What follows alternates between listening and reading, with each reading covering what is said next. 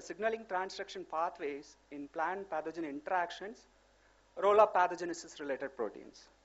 And in the slide itself, you can see that the plant get exposed to different cues, both the environmental as well as the pathological cues. How this cues can be overcome by the plant and to grow happily. And with this, you just see that we have that the MAMs, PAMs, DAMs, these are all the microbial associated molecular patterns which can produced by the pathogens. And it may be that if you see that the fungi, we have that the cell wall is made up of, if it is Ascomycetes, Basidiomycetes, except Zygomycetes, which is having that chitin as a outer surface and then followed by glucan and followed by protein layer. This three is giving the rigid structure to the fungi, and this fungi, once it keep contact with the plant system, and it start that the signal transduction is get cascade, and it respond based on the cue or respond based on the molecule which they have received to the plant system. And if you see that the molecular associated patterns, if that this is the pattern recognition receptors. Let me come back. What are all the pattern recognition receptors? And once this pattern recognition receptor is recognized, yes, there is the inverter is there. Once if it is inverter is there, once if it is overcome by this and the immune signaling is cascaded, and then pattern triggered immunity is formed, with this pattern triggered immunity will gives the resistance to the plant system to overcome that. And if you see even that the bacterial system which have the type 3 secretory system, there are type 1, type 2, type 3 secretory system. The type 3 secretory system molecule also can permeabilize to the cell wall and membrane and entered into the cytosol. This molecule can also act as a effector. This effector can be overcome or blocked by the pattern recognition receptor cascade, and you will have the plant impaired to response, and you will have the disease. Then, if you have that even effector triggered immunity fails, or even you have that the strong resistance will be there through that in this system, if the plant does have that resistance in this, both the MAMS and type 3 secretory system effector molecule, then you have very strong. And this is the bacterial system that you have that different molecules, and we have 5 different receptor that the pattern recognition receptor have been identified. And this here that the immune signaling is cascaded, the same thing if you see that there are wall associated kinase is the one of the pattern recognition receptor, and lysine motif, then LRR and back brassinosteroid kinase type of receptor. These are all the pattern receiving produced from the fungi and bacteria and virus. And then once if it is formed, and this is that signal can get cascaded through mutagen activated protein kinases, then let me come back again, and it entered into the nucleus and form the effector triggered resistance will be formed. And these are all the pathogen triggered immunity. Here I just want to mention that once the pattern is recognized on the surface of the membrane or the cell wall of the plant, then how this signal can cascade to the nucleus to respond that the plant to have that resistance to the system. Mutagen activated protein kinases is the major transducer get involved after receiving of the signal from pattern recognition receptor, and it take the signal to the nucleus, and from the nucleus the transcription factor can get binds depending on the signal received by the plant, then it get executed to get the resistance. And these are all the different pattern recognition receptors. 2 of them are plasma membrane bound receptors, and 2 of them are cytosolic. That is a free form of receptor.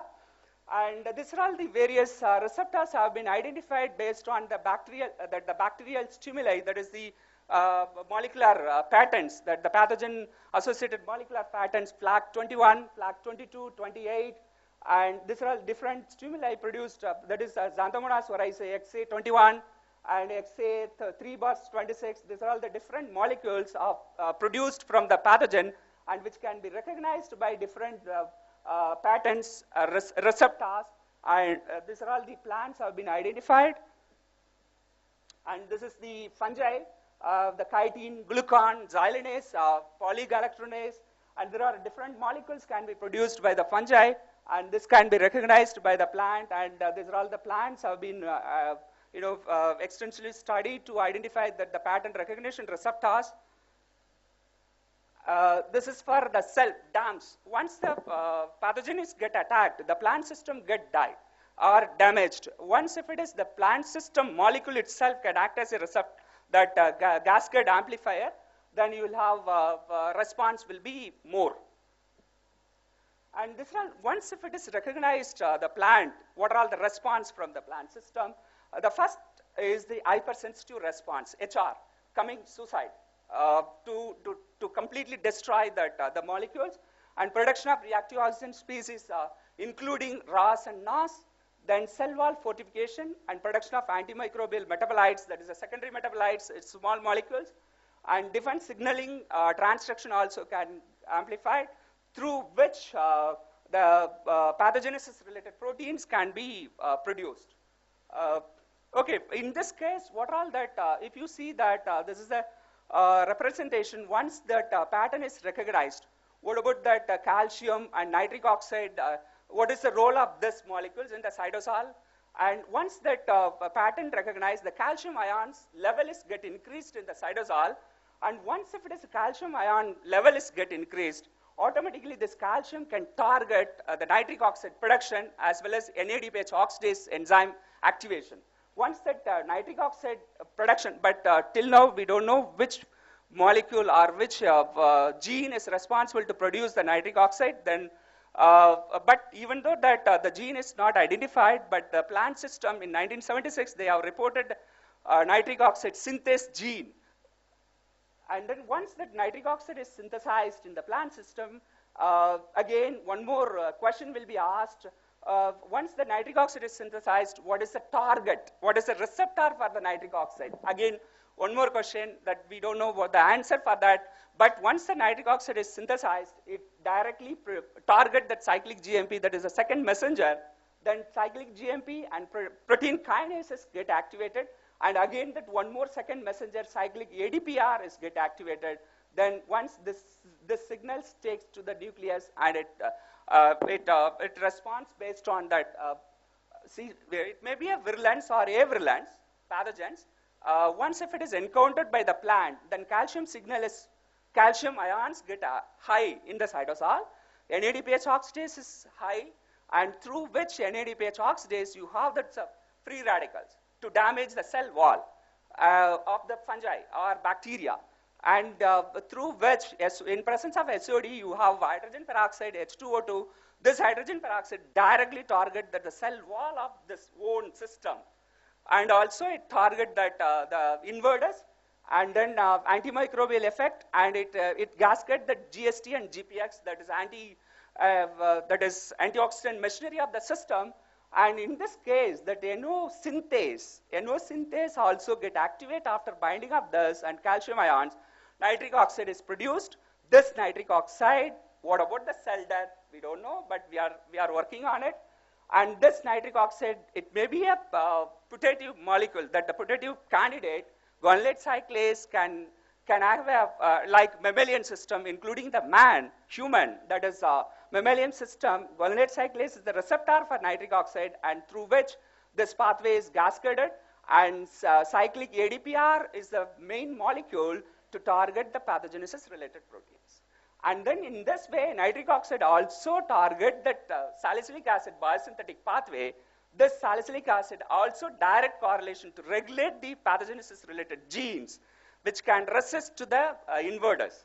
And then in other way, this cyclic AMP and cyclic GMP can also target, regulate phenylalanine ammonia lyase pathway, through which that the phenylalanine ammonia lyase, you have that phytoalexins, coumarins, that the cyclimate pathway can get regulated, through which cyclimate pathway, all other secondary metabolites, which is responsible to attack or to give the resistance to the system, which will be preceded.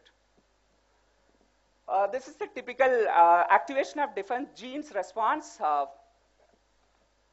And what about that, the hormone in this signal transduction pathway? What about the role of hormone? If you see that the hormone, salicylic acid is a player, major player to receive the signal, to act the signal again based on the cues.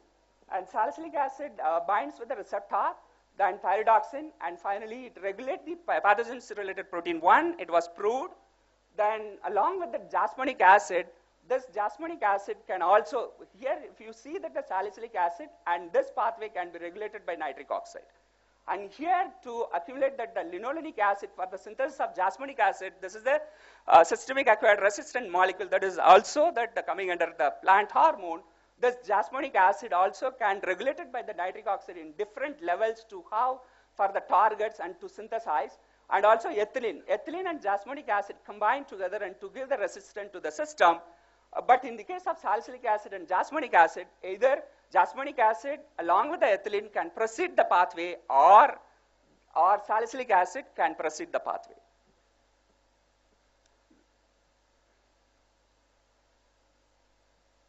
Okay, the pathogenesis related, what are all the pathogenesis related? Whatever that the response which can be in the terms of the protein can get expressed upon binding of that molecular patterns to the system, then this, these are all the different pathogenesis related proteins. This was adopted L.C. Van Loon in 1999. And again, that Muthukrishnan and Datta, they have published a book, Pathogenesis Related Protein in 1999. This table is adapted from that book and this paper, this author. And pathogenesis related, they are classifying this different pathogenesis related protein based on the gene sequence, based on the size of the protein.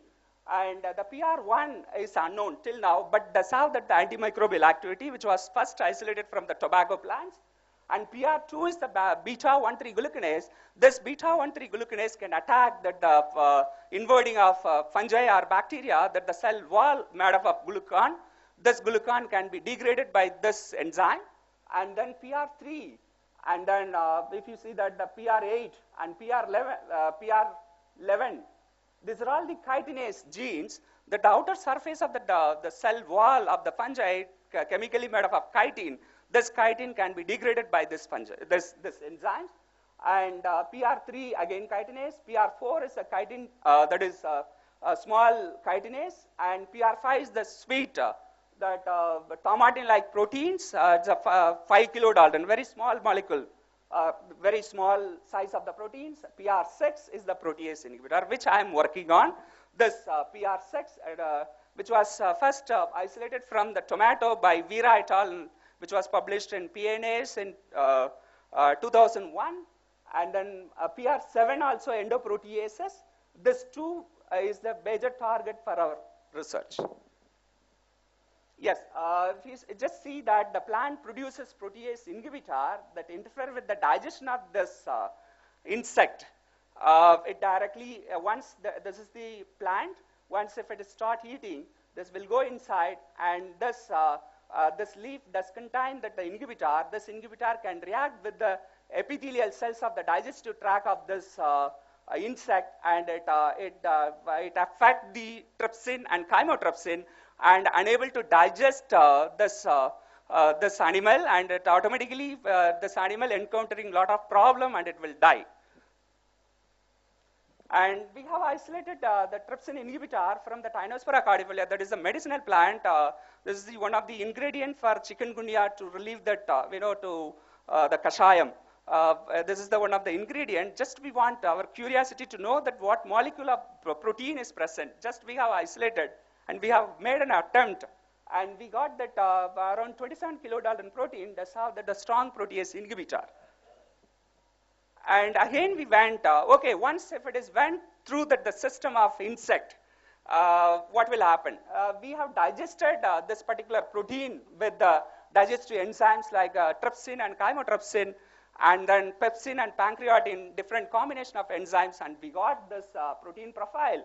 And then these are all the, we have checked against the enzyme activity. And then this is the FPLC profile to purify that the protein. These are all the antioxidant machinery which we have adopted in different antioxidant machineries to measure that the antioxidant scavenging and capacity of the Stinospora cordifolia.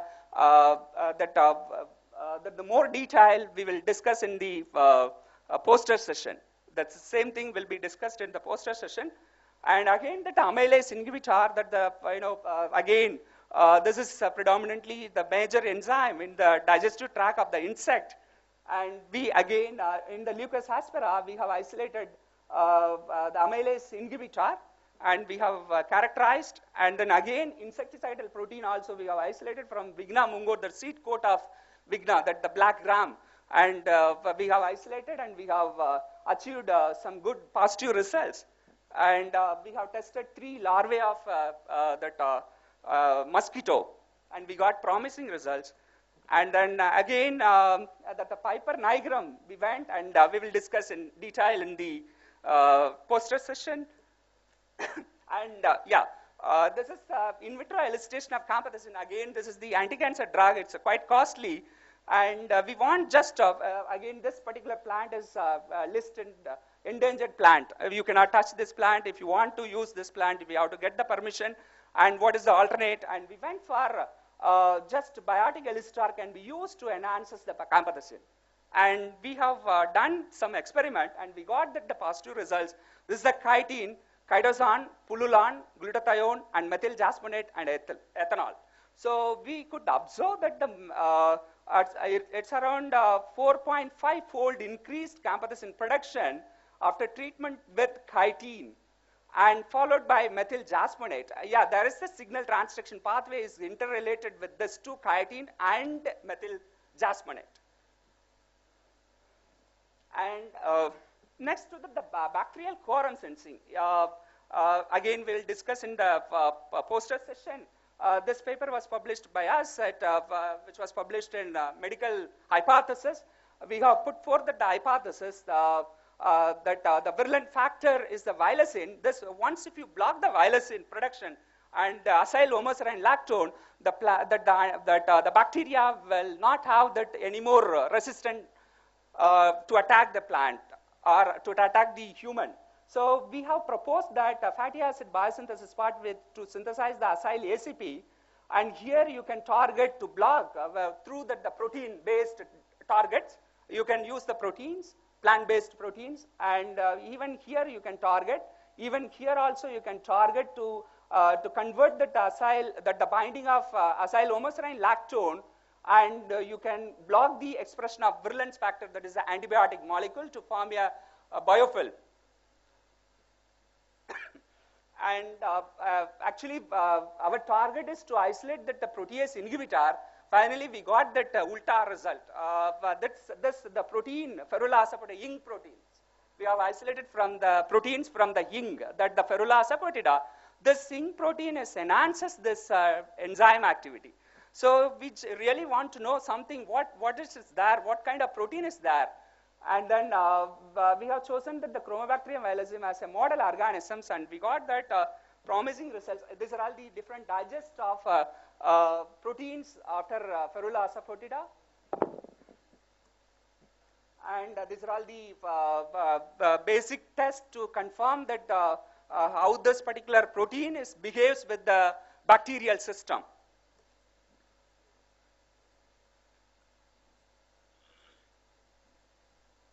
Yeah, we went for flow cytometric analysis, and we went to HPLC analysis after treatment of our protein to the system, how the violacin is produced higher or decreased. But this is the violacin is the virulent factor to determine the disease resistant of the plant, host pathogen interactions. And so surprisingly, we could observe that higher level of violacin after treatment of this particular protein. And we have confirmed with the high resolution mass spectrometric analysis of this particular peak with the HRMS, and it matches with this peak, and this is deoxyviolacin, it matches with this. Okay, if chairman permit 5 minutes, then I can brief my the signal direct. What is the linking between the nitric oxide signaling in the plant system and mammalian system. With the permission of... Okay, but within 5 minutes. Yeah, maximum 5 minutes. I will complete. And if you see that the nitric oxide signaling in the mammalian system, there are two receptors for the nitric oxide signaling, nitric oxide binding to that mammalian, including the human. This is a soluble guanylate cyclase, particulate guanylate cyclase. Once if it is binds, that cyclic GMP and cyclic AMP can be produced. This cyclic GMP and cyclic AMP can target the signal transducer, and it targets a lot of mutagen activated protein kinases and MAP kinases, and this according to the signal which can respond to that the system, that mammalian phototransduction, smooth muscles contractions, the Viagra effect, and platelet inhibition, and cell growth and differentiation. And what are all the roles of the cyclic GMP signaling pathways? These are all the degradation pathway that the cyclic GMP accumulation in the system. If you block that the phosphodiesterase 5 enzyme, that there are 12 phosphodiesterase enzyme in the human. If you block this, automatically this cyclic GMPs get accumulated. Then smooth muscles contraction will be high. This phosphodiesterase inhibitor sildenafil citrate, otherwise called, that brand name is the Viagra, will do this job, and it directly target the kinase and effect. And if you see that these are all the physiological function in the plant system: developmental, plant microbe interaction, abiotic stresses. The nitric oxide can regulate this overall this, and yeah, recently in 2009 that the paper was published in Nature, they have included the nitric oxide is the plant hormone, but the receptor is unknown. And for that we went for screening. We have taken the mammalian guanylate cyclase enzyme gene, and we have screened with the Arabidopsis thaliana, and none of the candidate is matches with the mammalian guanylate cyclase with the Arabidopsis gene, and we have remodified with the gene, and this gene can be incorporated into that vector, and this vector is cloned, and this can be transferred to the Arabidopsis thaliana.